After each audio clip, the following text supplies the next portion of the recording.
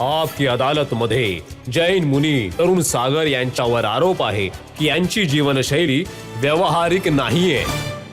मुनीजी, हे खरंय की तुम्ही लहानपणीच घर सोडून निघून गेला होतात? तर काय झालं होतं? मार्क कमी आले होते? आई ओरडली होती की बाबांनी मार दिला होता?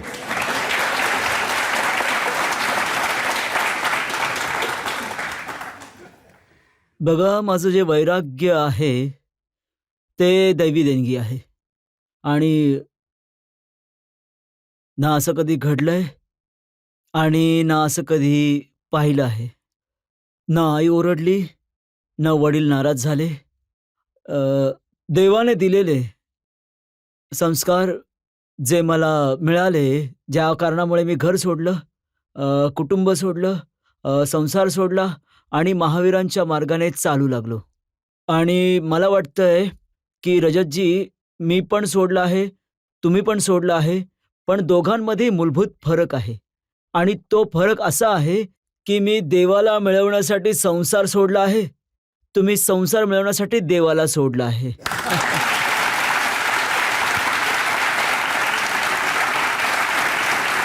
मी तर ऐकलंय की तुम्ही म्हणायचात की मला देव बनायची इच्छा आहे. तुम्ही देव बनण्यासाठी तुम्ही हे सगळं सोडून दिलं. यामध्येही लोभ आहेच. असं म्हणतं की म्हणजे जगामध्ये असं म्हणतात की काही मिळवण्यासाठी काही गमवावं लागतं. पण माझी अशी मान्यता आहे की काही मिळवण्यासाठी काही गमवावं नाही, तर काहीतरी करावं लागतं. वयाच्या 13व्या वर्षी 6वी इयत्तेत शिकता शिकता इतकी समज आली होती की वैराग्य काय असतं, संन्यास काय असतो, देव कुठे भेटतील. म्हणतात ना कि समझदार के लिए सारा काफ़ी होता है और जो ये ना समझे वो उम्र भर होता है. मला असं समजलं की तुम्ही जिलेबी खाता खाताच संन्यासी बनलात. लहान होतो तेव्हा मला जिलेबी खूप आवडायची. 6वी पर्यंत शिकलोय मी, जास्त शिकलेलो नाहीये मी. 6वी पर्यंतच मी शिक्षण घेतलंय आणि 13व्या वर्षी मी घर कुटुंब सोडलं. तर लहानपणी मला जिलेबी खूप आवडायची. शाळेतून घरी परत जात होतो आणि एक हॉटेल लागायचं मध्ये, तिथे बसून मी जिलेबी खात होतो. जवळच माझे जे गुरु आहेत आचार्य पुष्पधन सागरजी महाराज, त्यांचं प्रवचन चालू होतं आणि प्रवचनामध्ये ते सांगत होते की तुम्ही पण देव बनू शकता. हे शब्द जेव्हा माझ्या कानावर पडले तेव्हा जिलेबीची आवड तर निघून गेली, पण देव बनण्यासाठी आवड निर्माण झाली आणि मी मार्गस्थ झालो. पण देव बनण्यासाठी खाणं सोडलं, पिणं सोडलं, कपडे सोडले, तर आता वाटत नाही ना की चूक झाली? आधीच सगळं ठीकठाक चालू होतं. मला माझ्या निर्णयावर कधीच पश्चाताप झाला नाही.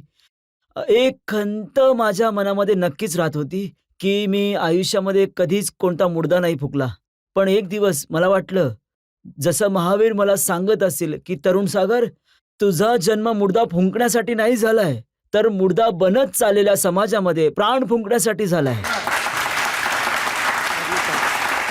आणि मी त्याच दिवसापासून समाजामध्ये प्राण फुंकण्यासाठी मार्गस्थ झालो आणि आजपर्यंत तेच काम करतो. नाही, पण सांसारिक दृष्टीने आता मी ऐकलंय की तुम्ही फक्त एकदाच जेवण करता, तुम्ही आंघोळ करत नाही आणि तुम्ही ब्रश करत नाही, दात साफ करत नाही. हे कसलं आयुष्य आहे? तुम्ही अगदी बरोबर ऐकलंय की मी नग्न राहतो, दिगंबर राहतो. दिगंबर अवस्था जी आहे ती प्राकृतिक स्वरूप आहे. यथा जात मुद्रा जैन शास्त्रामध्ये सांगितलंय. मुनी जो असतो तो समाजाच्या नग्नतेला झाकण्यासाठी आपल्या शरीरावरची वस्त्र देखील काढून फेकून देतो. पण मुनीजी, त्या पुरातन काळातल्या गोष्टी होत्या. आज 21व्या शतकात जग कुठे जाऊन पोहोचलंय आणि तुम्ही कपडे न घालताच फिरता. माझं स्वतःचं म्हणणं आहे की आधी जगाला हे समजणं गरजेचं आहे की दिगंबर मुनी हे काय असतात. फक्त हे पिसारा आणि हे जलपात्र आहे, कमंडलू, हे घेतल्याने कोणीही मुनी बनत नाही. मुनींशी संबंधित मी 4 ओळी कवितेच्या स्वरात म्हणायला आवडतील. कि दिगंबर साधु किसे कहते हैं, दिगंबर मुनि किसे कहते हैं? जिसके पैरों में जूता नहीं, सिर पर छाता नहीं, बैंक में खाता नहीं, परिवार से नाता नहीं, उसे कहते हैं दिगंबर मुनि। जिसके तन पर कपड़े नहीं, जिसके मन में लफड़े नहीं, जिसके वचन में झगड़े नहीं, जीवन में कोई रगड़े नहीं, उसे कहते हैं दिगंबर मुनि। जिसका कोई घर नहीं, किसी बात का डर नहीं, दुनिया का असर नहीं, और जिससे बड़ा कोई सुपर नहीं, उसे कहते हैं दिगंबर मुनि। जिसके संग बीवी नहीं, जिसके साथ टीवी नहीं, अमीरी गरीबी नहीं, नाश्ते में जलेबी नहीं, उसे कहते हैं दिगंबर मुनि। आणि रजतजी, मला तुमच्याकडनं जाणून घ्यायचंय की काय असा कोणता व्यक्ती असेल जगामध्ये, हिंदुस्थानाविषयी नाही बोलत मी, असा एखादा कोणता व्यक्ती असेल जगामध्ये ज्याला कधी न्हाव्याची गरज पडत नसेल, कधी लोहाराची गरज पडत नसेल, कधी सोनाराची गरज पडत नसेल, कधी तेलीची गरज पडत नसेल, कधी मोचीची गरज पडत नसेल, कधी धोब्याची गरज पडत नसेल, असा व्यक्ती शोधून देखील पूर्ण जगामध्ये मिळणार नाही. पण एक व्यक्ती आहे, तो आहे दिगंबर मुनी. धोब्याची गरज नाही तरीही सगळ्यांना धूत असतो, त्याला म्हणतात दिगंबर मुनी. तुम्ही दिगंबर मुनी आहात. झाकण्यासाठी कधी मोरपंखाचा वापर करतात, जेव्हा बसतात तेव्हा आपल्या समोर डेस्क ठेवून देतात. जर इतक्या सगळ्या गोष्टी कव्हर करण्यासाठी ठेवता, मग एक लंगोट घातल्याने काय बिघडलं असतं? नाही लंगोट. एक मिनिट, ज्या लोकांना माझ्या मुद्रेमुळे समस्या आहे, तर मी 1 मीटर लंगोट परिधान करेन त्यापेक्षा चांगलं आहे की त्यांनी थोडंसं कापड डोळ्याभोवती बांधावं, जेव्हा मुनी दिसतील त्यांनी घालावं. विषय संपला तिथेच. त्यांना समस्या नाहीये, ते तर तुमच्या सुविधेसाठी म्हणतायत. नाही, मी जेव्हा चालतो, जेव्हा मी दिगंबर अवस्थेतच चालतो, दिगंबर अवस्थेतच चालत असतो. आणि हे बघा, बदलत्या जमान्यामध्ये जिथे कार आहे, जिथे ट्रेन आहे, बुलेट ट्रेन चालते, रॉकेट आहेत, विमान आहेत, तुम्ही पायी चालत राहता. पायी या कारणामुळे चालतो की जर गाडीमध्ये बसलो तर गाडी तर त्याच्याजवळ नसतेच. मुनी तर तो असतो जो तिळाचा एक कण मात्रही स्वतः जवळ ठेवत नाही, फक्त हा पिसारा आणि हा कमंडलू. तुम्ही जर कारमध्ये गेला असतात, तुम्ही ट्रेनमध्ये गेला असतात, तर जास्त लोकांना भेटू शकला असतात, जास्त ठिकाणं कव्हर करू शकला असतात. आपकी अदालतमध्ये यायला तुम्हाला 6 महिने लागले. महावीर यांनी म्हटले की जगा आणि जगू द्या, आधी स्वतः जगा. जर तुम्हाला स्वतःला जगता आलं तर जगाला जगण्याची संधी आपोआपच मिळेल. वेगळं काही करायची गरज नाही लागणार. मुनीजी, वेळेनुसार बदललं पाहिजे. आता भगवान महावीर यांच्या वेळेस फोन तर नव्हते, मायक्रोफोन नव्हते. आता तुम्ही मायक्रोफोनचाही वापर करता, तुम्ही फोनचाही वापर करता, तुम्ही पुस्तकं देखील लिहिता. हे बघा, थोडी ऍडजस्टमेंट केली पाहिजे. नाही. महावीरांचे जे सिद्धांत आहेत, भगवान ऋषभदेवांचे जे सिद्धांत आहेत, जैन धर्माचे जे सिद्धांत आहेत, मी ते सिद्धांत तर नाही बदलू शकत ना. दृष्टांत आहे तो बदलू शकतो. 2 आणि 2 4 आधी होत होते, 2 आणि 2 4 आजही होत आहेत. तर हा शाश्वत सिद्धांत आहे. जग येईल जाईल, पण हे सिद्धांत शाश्वत आहे. असेही आम्ही मुनी पाहिले जे विमानाचा वापर करतात, हेलिकॉप्टरचा वापर करतात. तो महावीरांचा मार्ग नाहीये. तो अपवाद मार्ग आहे. महावीरांचा मार्ग जे खरे आहेत महावीर, ते राजकुमार होते. महावीर राजकुमार होते, राजपुत्र होते. पण एकेकाळी त्यांना वैराग्य आलं आणि त्यांनी सगळं काही सोडलं. एक गोष्ट लक्षात ठेवली पाहिजे, महावीरांनी म्हटलंय की काही मिळवायचं तर काही सोडा.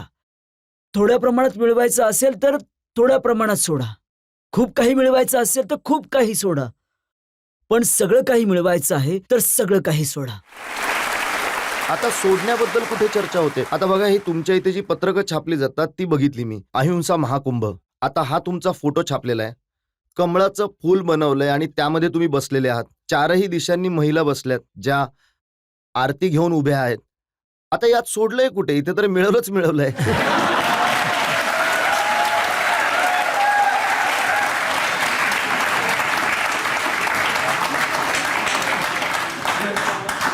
मंजिल मिले ना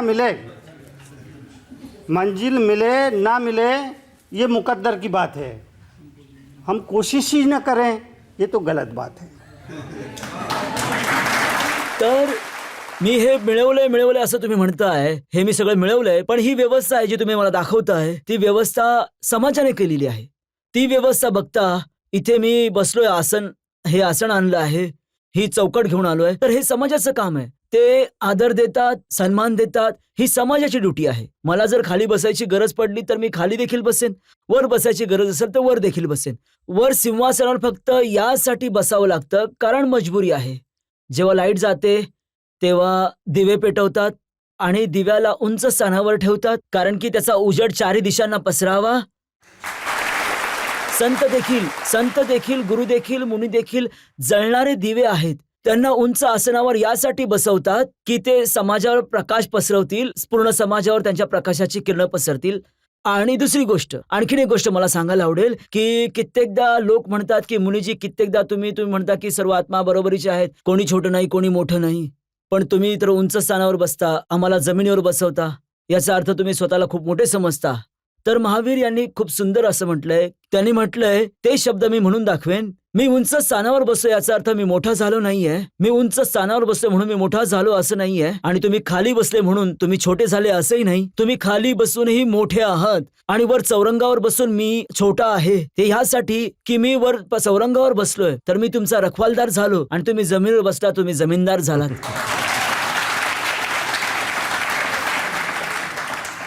आता हे सांगून टाका की 13व्या वर्षी जे तुम्ही देव बनण्यासाठी निघाला होता, तर देव बनलायत की बाकी आणखी थोडं? आता मी चालायला सुरुवात केली आहे आणि आता त्या मार्गावर चालत आहे. किती जन्म साधना करावी लागेल हे सांगणं कठीण आहे आणि इतकं सोपं नाही आहे. ठीक आहे, लोक माझ्याकडे श्रद्धेने पाहतात, खूपच भावनापूर्वक पाहतात, त्यांची आपली श्रद्धा आहे. पण आता तर मी चालायला सुरुवात केली आहे आणि आणखीन खूप चालायचं तुमचा आहे. हात